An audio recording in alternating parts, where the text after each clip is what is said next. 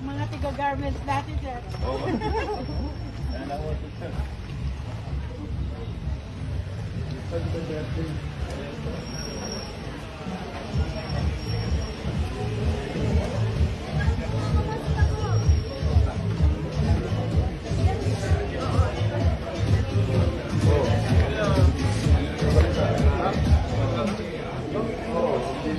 Sinaanak ko to eh.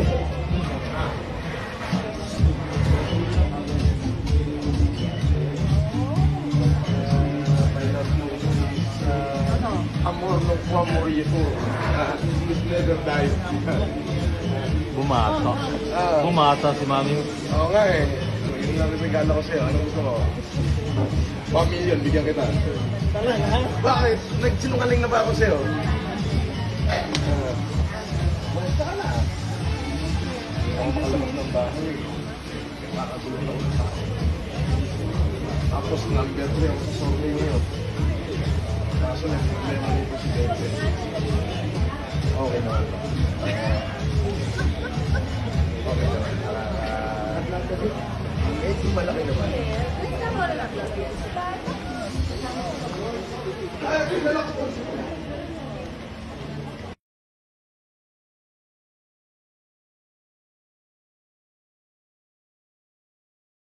We call on Ninong, ngayon si Ninong Francis Leo Marcos po para po to-give her a message.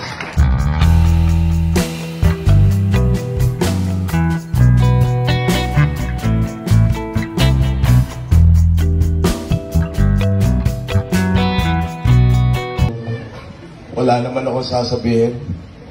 Nabigla naman ako. 3 bagay lang po yung gusto kong sabihin. Ma, happy birthday. Mahirap pong paniwalaan yung sasabihin ko, no? Pero kung bakit meron tinawag na pandemic hero ngayon dahil sa babaeng to. Totoo po yan. Alam niyo po, more or less 20 years ago, sino ba ako? Ika nga eh, I'm just a rascal round the ragged rock. Masyado po akong matigas ang ulo noon, makulit ako. Makasalanan. Ngunit, pinunlaan niya po ng seeds yung puso ko. Imbis na pagalitan niya ako, mas minahal pa nga niya ako kaysa dun sa mga anak niya. Along the way, yung pong pagmamahal na ipinunla niya sa puso ko, dinala ko ho yun sa paglaki ko. At kung ano po meron ako ngayon, ay dahil po sa kanya yun. Ayoko umiyak dito at hindi ko ho ugaling umiyak. Ano ho ako eh, mayapang ako eh. Nakulong na nga ho ako sa kayabangan ko eh. Pero, ma, wala akong maihiling sa'yo eh. Kasi yung kayamanan, marami ko dyan. Bibigyan kita, hindi kita mababayaan. Oo. Hindi naman ako naging sinungaling sa'yo. Matigas lang ang ulo ko, pero pag sinabi ko, ma, ginagawa ko.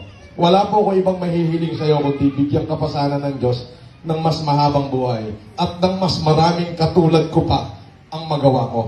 Sapagkat isa po ako sa magpapatunay. You know, I was longing for the love of my mother nung kabataan ko. Siya po yung nagbigay nun. So, she planted a good seeds in my heart that according to St. Luke's, the kingdom of God is in the heart of man.